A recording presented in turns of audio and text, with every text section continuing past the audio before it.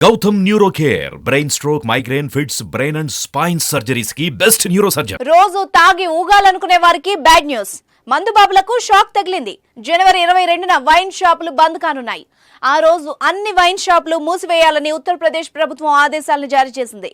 జనవరి 22న అయోధ్యలోని రామ మందిరం ప్రారంభోత్సవం సందర్భంగా ఈ కీలక నిర్ణయం తీసుకుంది. ఆ రోజున రాష్ట్రంలోని అన్ని పాఠశాలలు, కళాశాలలకు సీఎం యోగి ఆదిత్యనాథ్ సెలవులు ప్రకటించారు.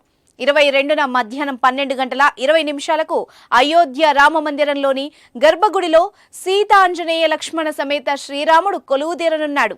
ప్రాణ ప్రతిష్ఠ వేడుకకు సంబంధించిన వైదిక ఆచారాలు జనవరి 16 నుంచి ప్రారంభం కానున్నాయి. జనవరి 14 నుంచి జనవరి 22 వరకు అయోధ్యలో అమృత మహోత్సవం జరగనుంది. ప్రాణ ప్రతిష్ఠ వేడుకకు 7,000 మంది అతిథులతో పాటు 1,00,000 మందికి పైగా భక్తులు హాజరు కానున్నారు. అయోధ్య రామ మందిరం ప్రారంభోత్సవానికి యూపీ సర్కార్ పటిష్ట ఏర్పాట్లు చేస్తోంది. అయోధ్య నగరాన్ని పరిశుభ్రంగా ఉంచాలని యూపీ సీఎం సూచించారు. అయోధ్యలో జనవరి 14 నుంచి అపరిశుభ్రతపై ప్రచారాన్ని నిర్వహించనున్నట్టు తెలిపారు. ఈ నెల 22న అన్ని ప్రభుత్వ భవనాలను అలంకరించడంతో పాటు బాణాసంచా కాల్చి వేడుకలు జరుపుకోవాలని కోరారు.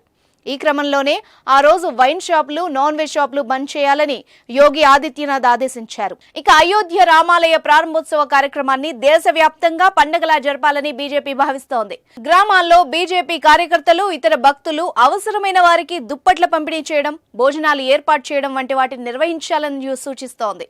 ప్రజలు డబ్బు, ఆహారం లేదా పళ్లను కూడా విరాళంగా ఇవ్వొచ్చని తెలిపింది. రామాలయ ప్రారంభోత్సవ కార్యక్రమాన్ని దేశవ్యాప్తంగా ప్రత్యక్ష ప్రసారం చేసేందుకు కూడా ఏర్పాట్లు జరుగుతున్నాయి.